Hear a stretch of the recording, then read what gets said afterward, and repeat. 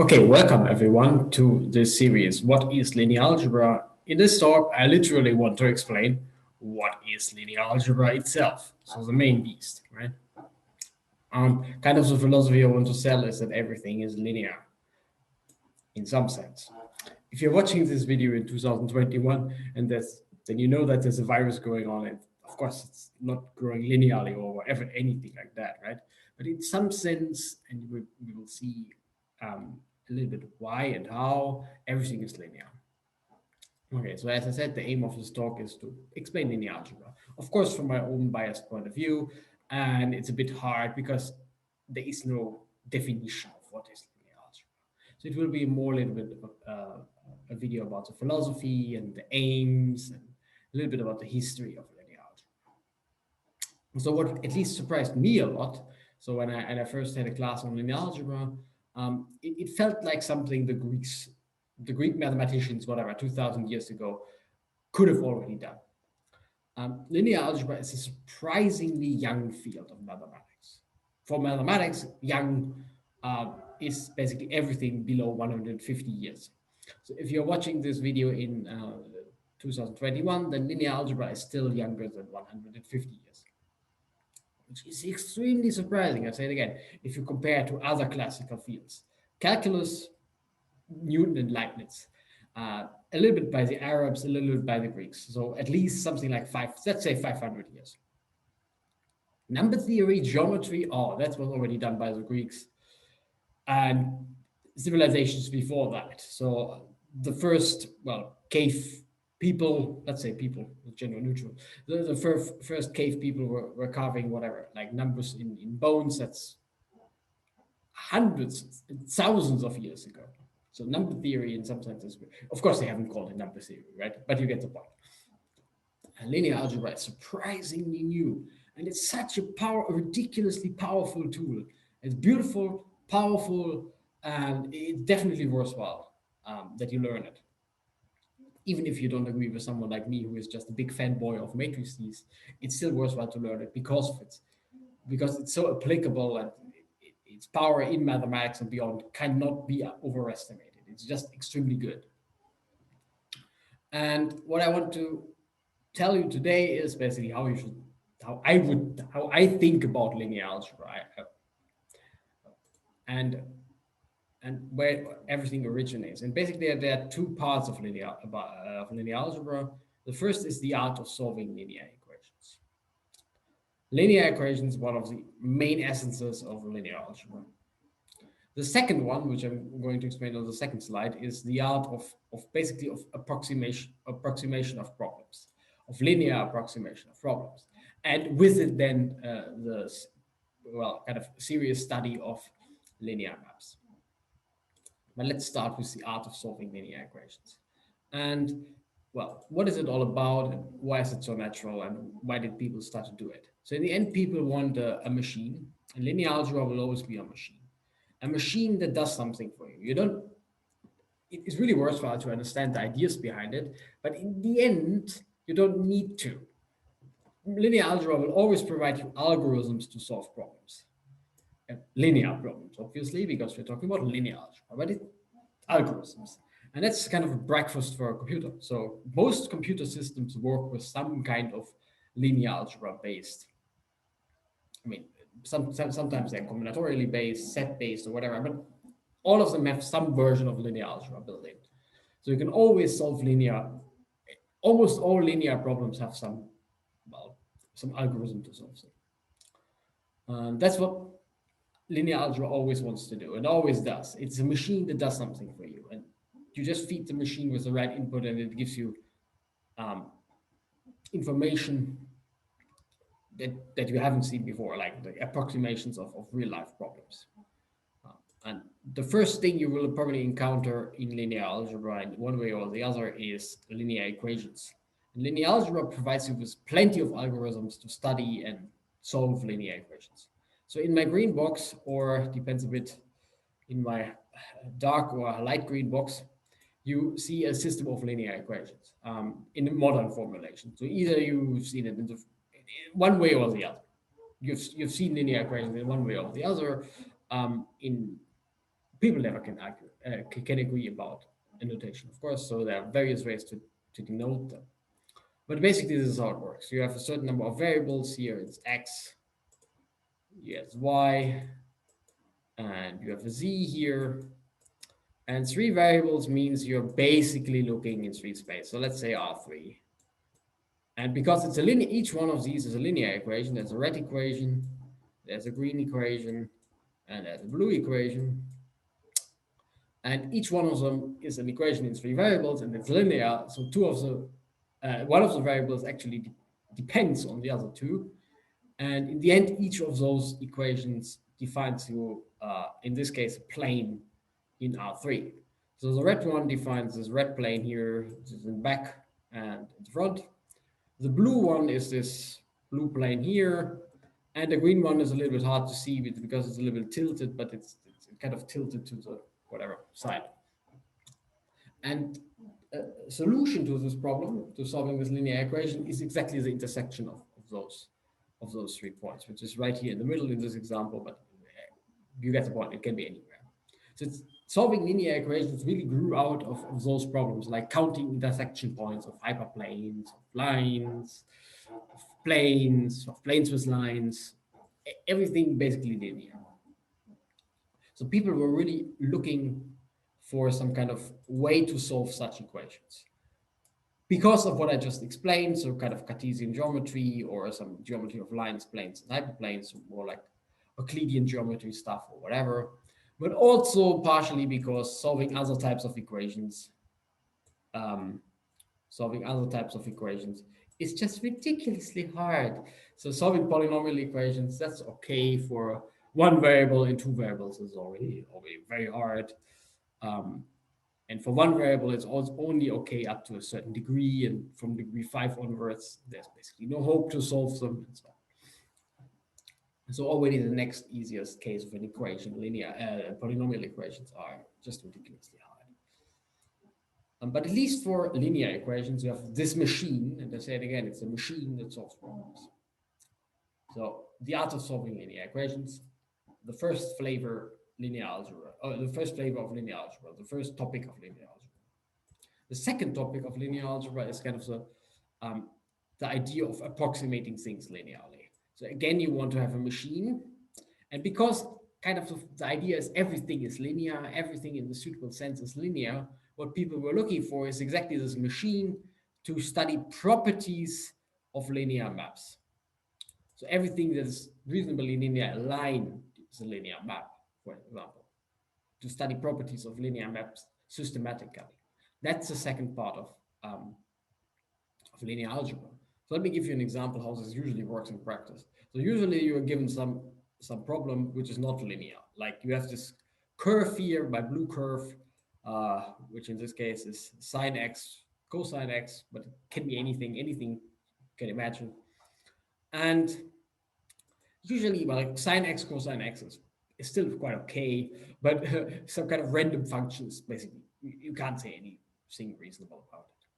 But what people discovered a long time ago, one of the first things you ever learned in calculus, and what was really one of the first things they discovered, is this idea that any reasonable function can be approximated by polynomials. And this is just called the Taylor expansion. So this is what you see here in the second line.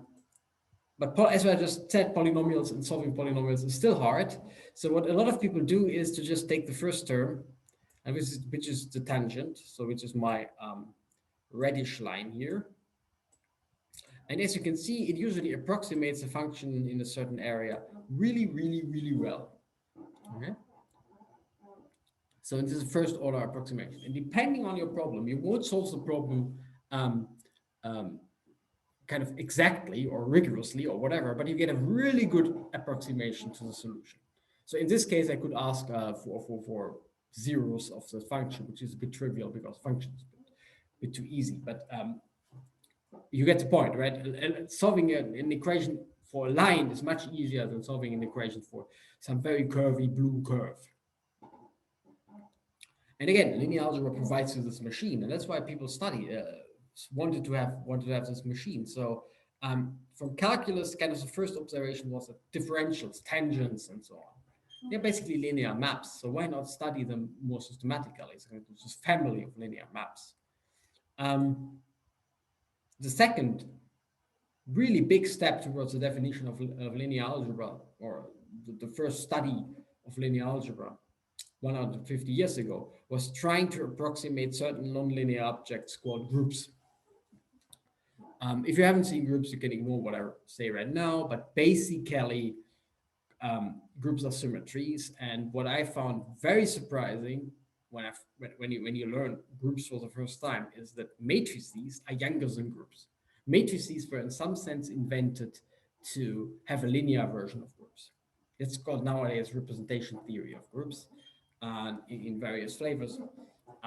But basically, matrices were invented to solve problems in group theory. And you can, of course, think about a lot of other natural linear approximations of, not natural linear approximations, linear approximations of natural phenomena. And you then have a machine that can solve those problems. You don't get an exact solution, but you get a really good approximation to the truth. And that's basically all science can do anyway, right? Science can't give exact solutions. Science can only give a good approximation to the truth. Okay, so those are the two flavors. The art of solving linear equations, the art of approximation, and then say something about the approximation systematically. And what you usually see in linear algebra is exactly that. So things come in different orders, but the three main topics will be exactly those linear maps. Those were the ones from this slide. And you want to study their properties. You see something like eigenvectors, eigenvalues, determinants, Jordan form, and so on. Another big branch is then some kind of linear geometry that you would study. That was this part, solving linear equations. You exactly see those things: hyperplanes, linear motions like rotations, shearing, reflections, and of course, linear equations. And all is embedded into the language of linear algebra, and the language of linear algebra has certain symbols you need to understand, like any language, certain words, certain verbs you need to learn, and the right language, the right verbs, the right alphabet, whatever you want to call it, you need to learn is kind of the language of linear algebra phrased in terms of vector spaces, linear spaces. And what you usually will see here are coordinates, like R3 is a coordinate space, basis and dimension things. You will see angles, inner products, and so on. But everything in this blue box here is basically built to understand all of the rest. Of course, everything has an internal inner beauty, but my point today is that you don't need to share my passion for matrices or vector spaces or whatever, because even if you don't like it, linear algebra is still very good and very powerful. Okay, so let me finish by giving you two examples of how linear algebra actually can help you to solve problems. The first one is one of my favorites. It's called the Newton Approximation. It's a ridiculously simple and ridiculously brilliant idea to solve questions where you just, at least I would be stuck for ages probably before I come up with something better, different, whatever. But Newton did this a long time ago. And the basic idea is solve a linear problem instead. And the setup is as follows. So you have a function, whatever it is, and you want to find the root of that function. Very, very easy question. Function, find the root. Can you find x such that f of x equals 0? Right? It's exactly those equations I was talking about before. But now not linear, because f could be anything. And the point is, no, honey, no, you don't want to do that. That's just super complicated. It's really, really complicated. And there's basically nothing you can say in this generality. And then Newton comes around. Not sure whether this really goes back to Newton, but he certainly studied it. It might be older. And the idea is as follows. Instead of solving, give up your hope of solving this equation exactly and try to find an approximation, right? That's why it's called Newton approximation. And do so by only solving linear equations ever, only linear equations. And the idea is pretty easy, and I illustrate it on this graph here. So I have a graph, f of x. That's my, so the black one is my f of x. And I basically want to find this red point here, which is f of x equals 0. Okay, and how do I find it? Well, Newton says the following. Um, you have to be a bit careful with conversions and whatever, but let's forget that. Let's ignore all technicalities. The main idea is extremely simple and the practical usage is extremely powerful. So the main idea is choose a point somewhere on your f of x for some x, just evaluate it. If you're lucky and you hit 0, then you're really lucky, but usually you won't hit 0, almost never, of course. And what you then do is you compute the tangent at that point. So maybe this blue thing here. And instead of finding f of x, you find the 0 of that tangent. Here you go, right? Roughly here. And this is your new starting point. Okay? The new starting point is the 0 of the first tangent. And then you go do the same thing again. You find the tangent, and the 0 of the tangent, that's roughly here, is your new starting point to play the same game. You play the same game. Here's your tangent, and now it gets a bit messy, but you get close. Basically, you get closer and closer to that solution. Iterate often enough, and you will basically find an arbitrary good approximation of f of x equals 0. And why is that so amazing? Well, first of all, it's a very easy idea. Second, it's very fast and very powerful. And third, the only thing you need to do to understand it is you need to solve linear equations. Like, when does a line hit the 0, right? Find the 0 of a line. Extremely simple. Beautiful application of linear algebra. The second one, also extremely beautiful, is the so-called PageRank algorithm, or the PageRank problem, whatever. And it goes back to two people, Bryn and Page, but this page is not referring to this page. So PageRank basically means you want to find a ranking of websites by how likely it is that you will end on this website. And why is it? So this is, by the way, a real life problem, because PageRank, in one way or the other, of course, there's a beefed up version, but Google basically uses PageRank in some beefed up form. But the main idea is what I'm going to explain. That's not very hard. To understand the main idea is not very hard. So the PageRank algorithm was probably the reason why you found this video, because you Google something like linear algebra. And then very likely that this video wasn't ranked first because there are not too many links to this site. Let me explain the PageRank algorithm. How does it work? So let's say I have 4 web pages in my whole universe, and I call them 1, 2, 3, and 4. Okay, so vertex 1, 2, 3, and 4, and I want to illustrate them in a graph, and it's very easy. I have 4 web pages, and I draw a link, an edge from one web page to the other if there is a link on that web page. So 4 has an edge to 1, to 2, and to 3, meaning that 4 has links to all of those pages. 2 has only 2 links to 2 and 3, and 3 has only 1 link to 1. And that's the graph you draw. That's the underlying graph. Very easy. Vertices are web pages, and you draw edges between them depending on whether there's a link from one side, from one page to the other.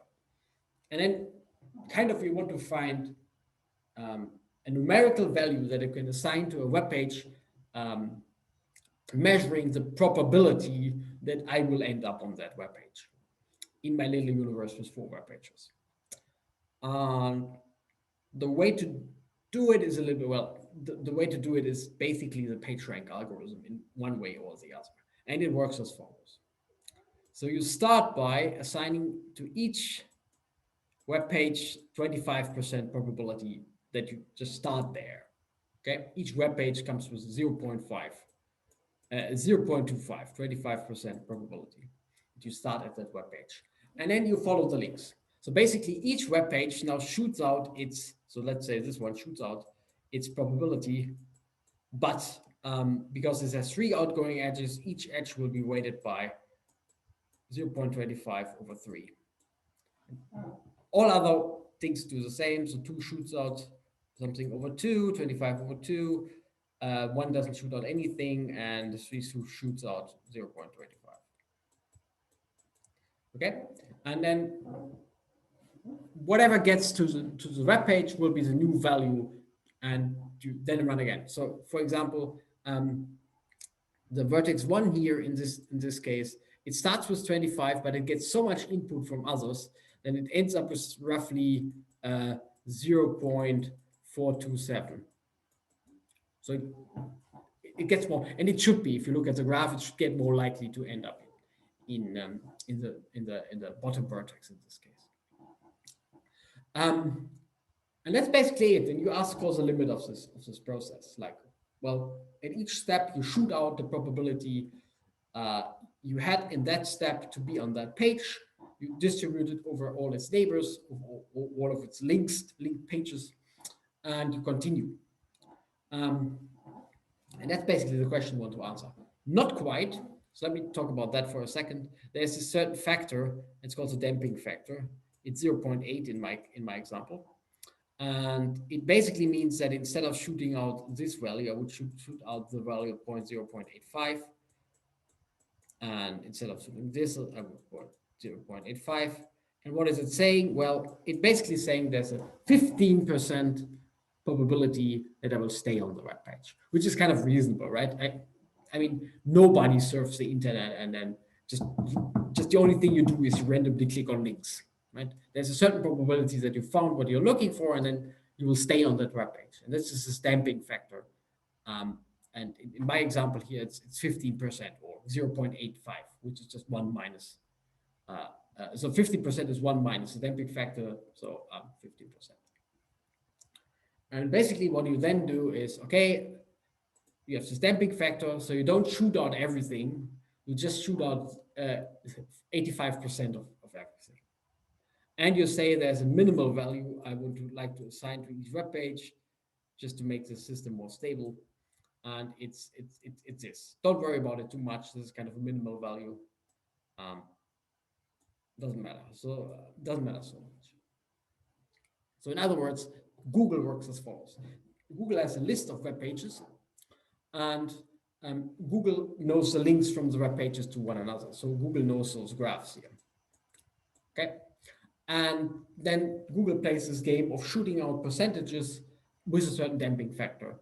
And then Google wants to know what page is, what is the ranking of the pages. So pages then ranked whatever, at whatever you get out, is whatever, 27, 27%, for example, 27.7%. For example, at the third round is the percentage of web page 1. And you ask for the convergence of the system. And that sounds like a relatively complicated problem if you think about it. You have this not very hard, but a little bit sophisticated procedure of assigning percentages in each step, and you read everything infinitely often. That sounds not super easy. And the main point is, and that's what actually they do, is this whole thing can be reformulated in an eigenvector problem. And this is fantastic. This is top. This is amazing because you can solve eigenvector problems reasonably easy. And the way it works is, let me also explain what the eigenvector problem is. So the red things here are the probabilities you want to know in the end, right? You have 4 web pages, so I get a vector of dimension 4, and each entry is a corresponding probability or ranking of the corresponding web page. As I said, you can ignore this minimum factor. The crucial point is this matrix here. So you have a damping factor in front, but the crucial point is this matrix. And how does this matrix work? It's very easy. It's so easy.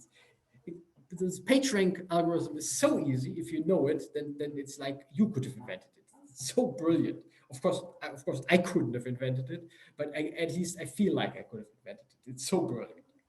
Okay, the matrix. I'm starting to web. The matrix. So it's very easy. First column is the first web page, and you just put a number for any outgoing edge. No outgoing edges, everything gets 0. Second second column is the second web page, and you put a number for each outgoing edge, and you just divide by the total number. So 1/2 and 1/2, because you have an edge to 1, this is this edge, and you have an edge to 3, this is this edge. You have two of them, you put 1/2, you put 1 in the first row, you put 1 in the third row, and you continue. Third has one outgoing edge, it goes to the 1, so you put a 1 here. Fourth has 3 outgoing edges, and so we weight them by 1/3. A very easy matrix. If you see the graph, you can write down the matrix immediately. And in the end, it turns out to be this very easy and really easily solvable question about eigenvectors. And I think that's pretty amazing. Okay. Anyway, I started waffling, so let me wrap up. And so linear algebra is basically the art of solving linear equations and studying linear maps, and it's extremely applicable. And if you don't agree with me that matrices are cool, fanboy of matrices, then you should just learn it because it's so useful. It's so ridiculously useful. It's impossible to overestimate its usefulness. Anyway, I hope you liked the video, and I hope to see you next time.